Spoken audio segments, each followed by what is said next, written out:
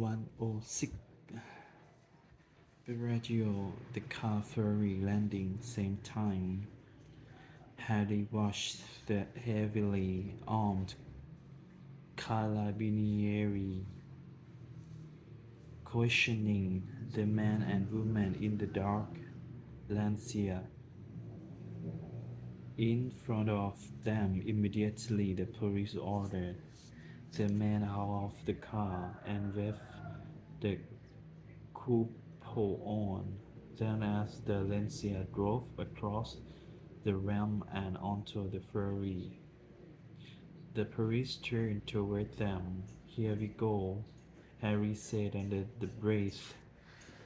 5 of them, here in white Ford van, in church of Santa Sheila, nearest stencil on the doors. Father Lineto was at the wheel with Elena beside him. Harry, Danny, and a young, almost baby-faced priest, Father Natalini, sat in back. Elena was dressed in a business suit and wearing tortoise shell glasses. Tortoise shell glasses. Her hair pulled back neatly and twisted in a bun. The priests were in the airy back with white clerical collars. Danny wore glasses as well, and he and Harry still braided were also in long back coats, buttoned to the throat with black sacerdotes. On their face, they looked like rabbits, which was the idea. I know them, Father Lonato said quietly in Italian as the carabinieri came to either window.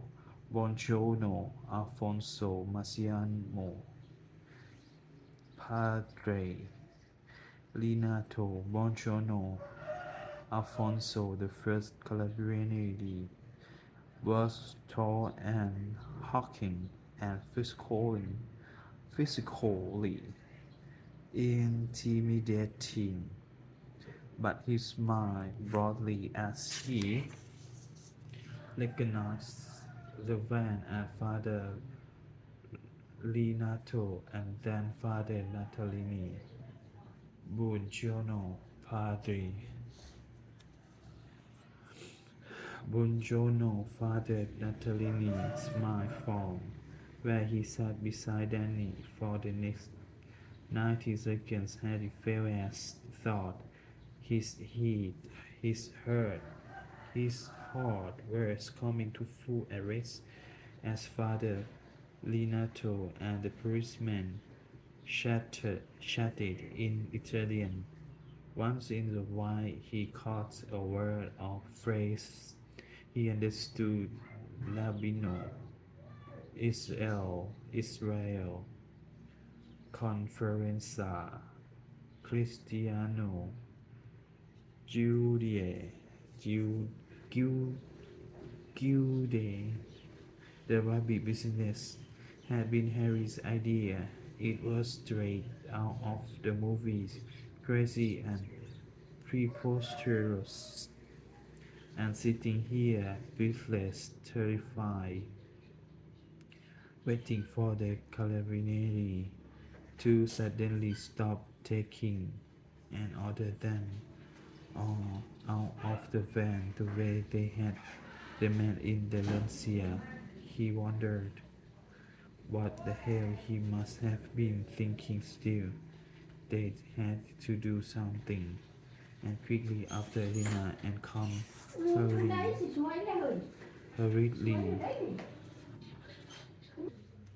hurriedly into his room before dawn with Father Linato, saying her mother general had arranged the play arranged a place for them to stay just over the border in Switzerland. With the approval of his superior father, Leonardo had agreed to help get them there, but he had no idea how. It was while Harry was dressing that he absently looked in the mirror and seen his growth of braid, and remembered Danny's. It was nuts, but it might work considering they had both birth, birth their birth their way through police checkpoints twice before, and because Father Linato and Father Natalini were not only clergy, but also locals who knew everyone, including the police. And then there was the LA thing. Harry might have been Catholic, but one didn't move far in the entertainment business without having Jewish friends and clients.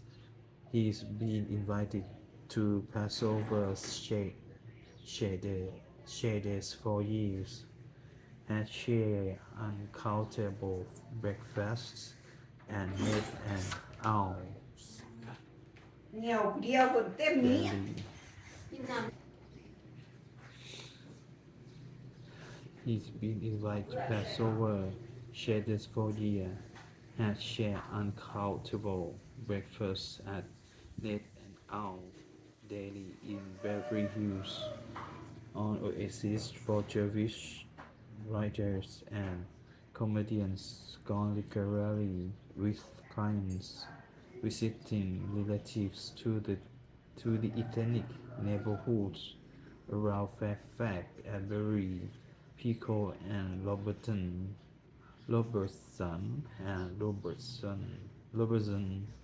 More than once he marveled at the similarity of the Yarm- Yarmouk, Yarmouk, the Yarmouk to the Catholic school cap,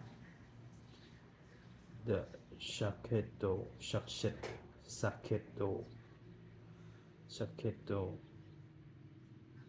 the black coats of the lapis, to those of bishops and priests. And now, for better or worse, he and Emily had become visiting rabbis from Israel, touring Italy as part of an ongoing discourse between Christians and Jews and Jews. Elena had become an Italian guide and translator from Rome, touring with them.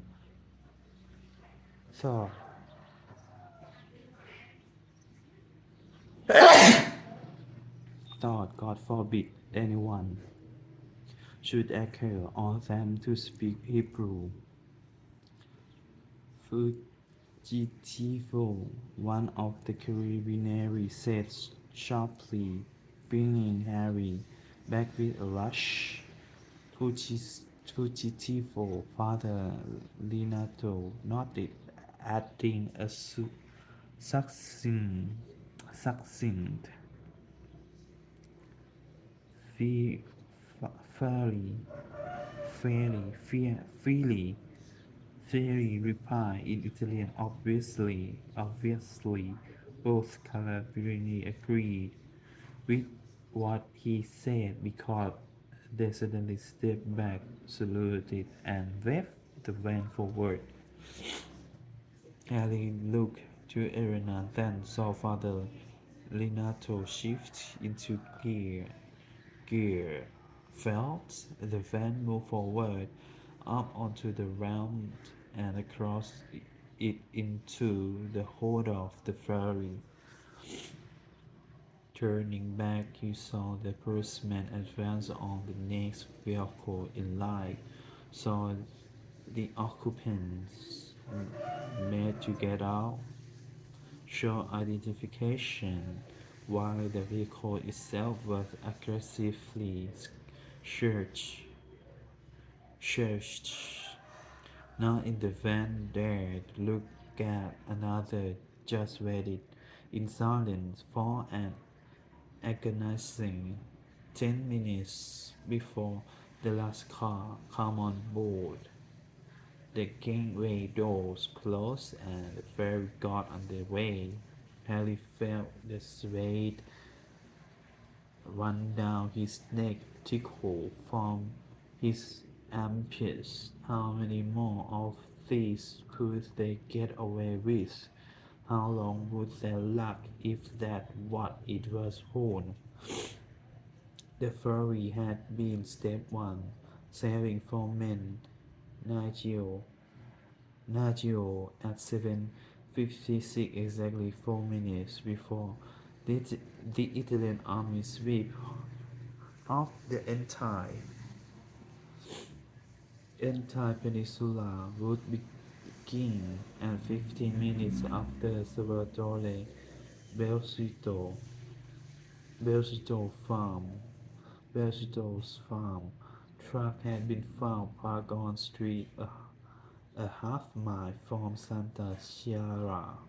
Father Natalini had left it there just before 6, carefully whipping the steering wheel and gear shift clean of his fingerprints, then walking quickly back to Santa Chiara. Step 2. The crossing of the border from Italy into Switzerland would have been more difficult, if not impossible, because neither Father Linato nor Father Natalini knew Gruppo Cardinal personnel at the border checkpoint. What saved them was that Father Natalini has grown up in Polezza, a small town inland from Menaccio, and known as only a native could know the narrow country roads that would and twisted through the hills and Rosa into the Alps, roads that enabled them to bypass the Gruppo Cardinal checkpoint at Auria, Auria and brought them into Switzerland. Amoleste at 10:22 in the morning.